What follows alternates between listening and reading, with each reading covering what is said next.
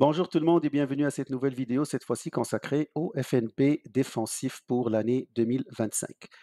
On va passer à travers plusieurs points. C'est quoi un FNP défensif? Pourquoi on a besoin d'avoir une sorte de stratégie défensive sur le marché? Puis on va proposer quelques fonds que, selon, à mon avis, sont d'excellents fonds défensifs.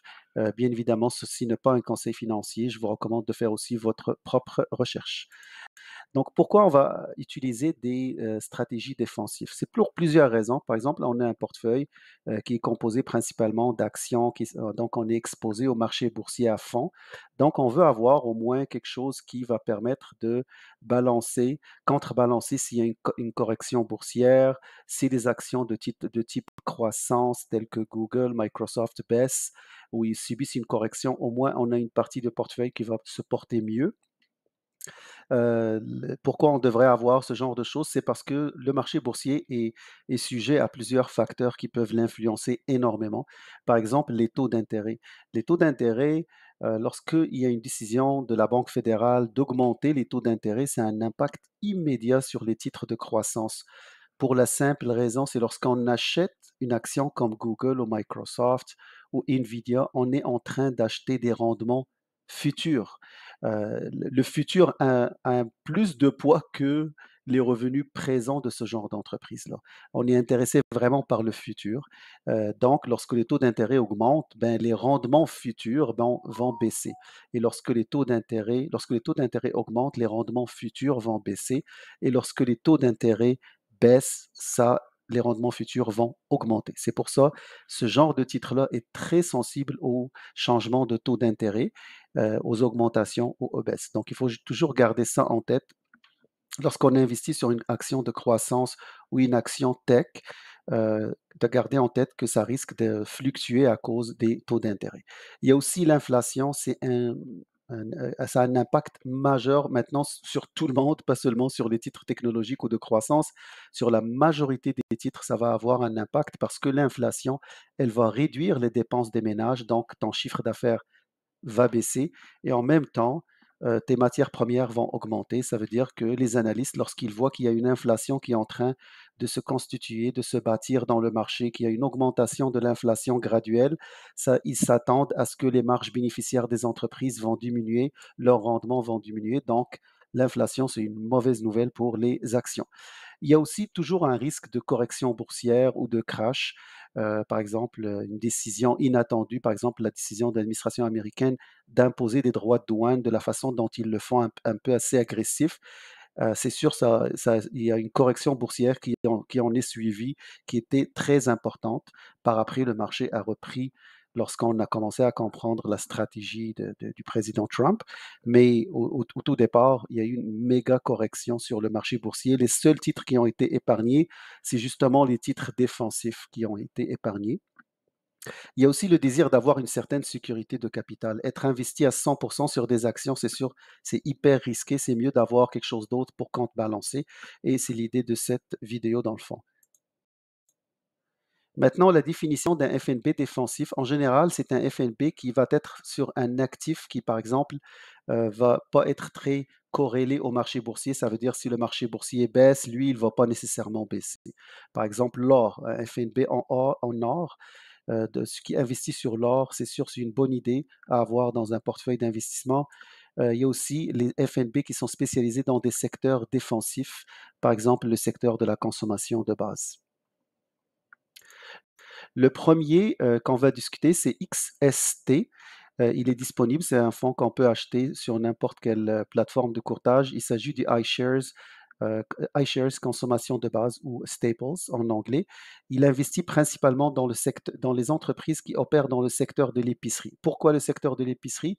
Parce que c'est un secteur prévisible, c'est un secteur stable. On a toujours besoin d'aller faire l'épicerie, même s'il y a une correction boursière, même s'il y a un crash économique, on a toujours besoin de faire de l'épicerie. En plus, ce fonds-là verse un dividende d'environ 2,5%. On peut voir qu'il est constitué principalement d'entreprises solides dans le domaine de la consommation de base, alimentation couche-tard, Loblaws, Métro.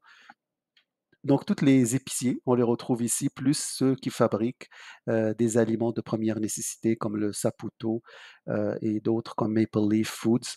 Donc c'est une façon de se diversifier loin des titres de croissance que tout le monde, veut acheter, par exemple les entreprises technologiques et tout. C'est mieux d'avoir aussi, on the side des entreprises comme ça qui sont un peu plus stables et ce fonds-là est parfait. Donc lorsque vous achetez ce fonds, vous êtes investi dans toutes ces entreprises-là. Donc il y a beaucoup moins de risques d'être investi sur un seul secteur ou d'être collé à un seul titre. On peut voir la performance sur les 5 dernières années selon, Google Finance. On peut voir sur les 5 dernières années ici, une augmentation de 70, 77% quand même sur 5 ans. Donc ça demeure un fonds qui rapporte de la croissance, puis en plus qui n'est pas très volatile. Le deuxième fonds, c'est le ZLP de la banque BMO, le BMO Low Volatility Canadian Equity ETF. Tout simplement, ça veut dire un fonds qui investit dans des actions stables et matures. Comment il le sait? Il va choisir les actions qui ont une volatilité inférieure par rapport aux autres. Et nécessairement, lorsqu'on fait ce genre de choses, on va obtenir un portefeuille, un fonds qui est diversifié sur deux, trois secteurs. Principalement, c'est des secteurs qui bougent moins et comme on peut voir ici dans leur constitution, on va retrouver les épiciers, bien évidemment, mais aussi on va trouver les entreprises énergétiques, Hydro One, l'équivalent d'Hydro-Québec. On va trouver toutes les entreprises qui fournissent de l'énergie, Québecor, les entreprises qui sont dans les télécoms et les médias.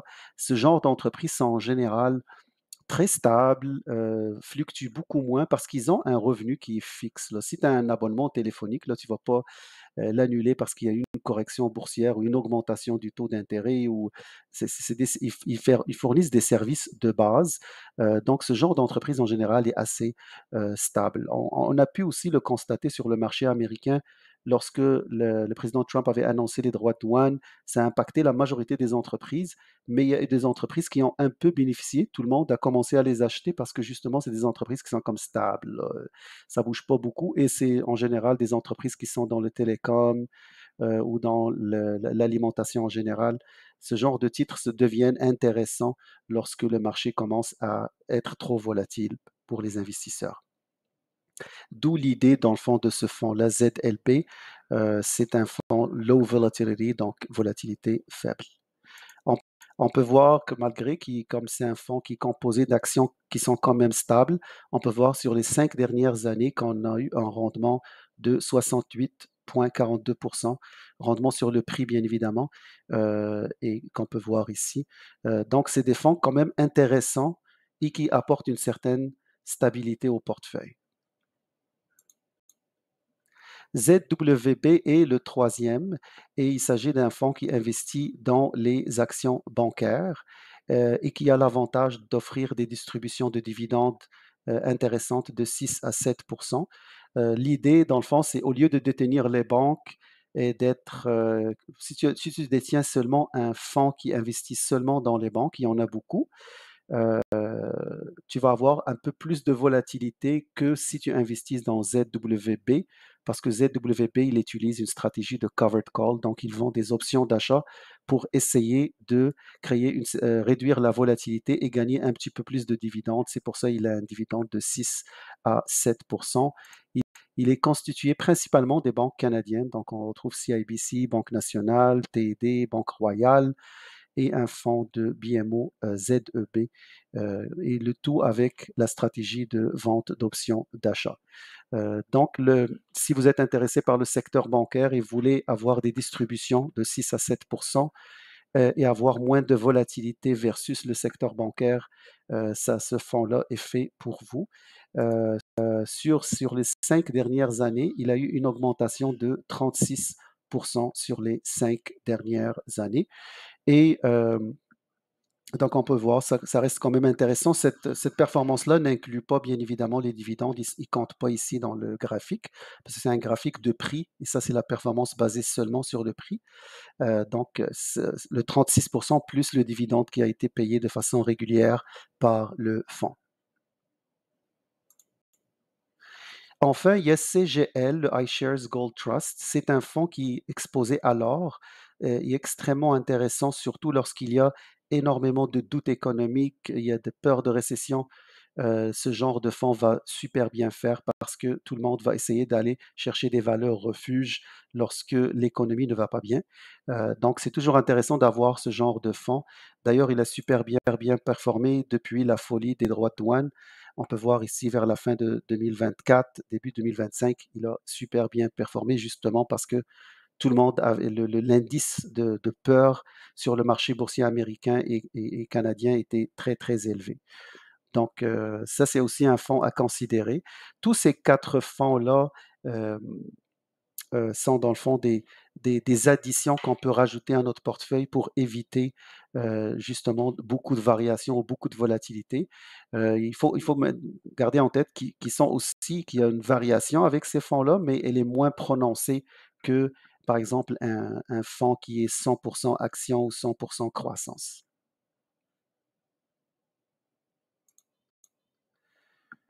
Dans tout, portefeuille, il faut toujours garder en tête qu'il faut un portefeuille très diversifié. Essayez toujours de maintenir un portefeuille diversifié pour pas vous retrouver dans une situation où votre portefeuille baisse énormément et rapidement.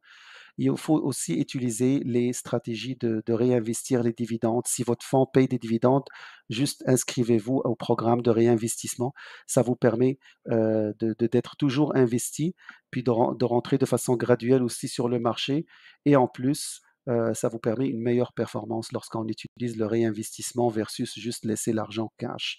Donc ça, c'est, à long terme, bien évidemment, puis ça, c'est des petits conseils pour maximiser la croissance de votre portefeuille. Donc, c'est à vous vraiment de déterminer combien vous voulez que la stratégie défensive va s'appliquer. Ça se peut que vous allouez 10%, 5%, 20%, selon votre inquiétude par rapport à ce qui va se passer sur le marché boursier.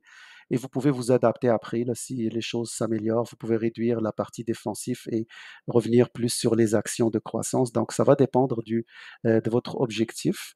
J'espère que ces quatre fonds-là, vidéo vous a aidé pour vous constituer un portefeuille de dividendes. Si vous avez des commentaires ou vous avez des fonds à suggérer, s'il vous plaît, les mettez dans les commentaires. C'est quoi votre portefeuille de dividendes à vous?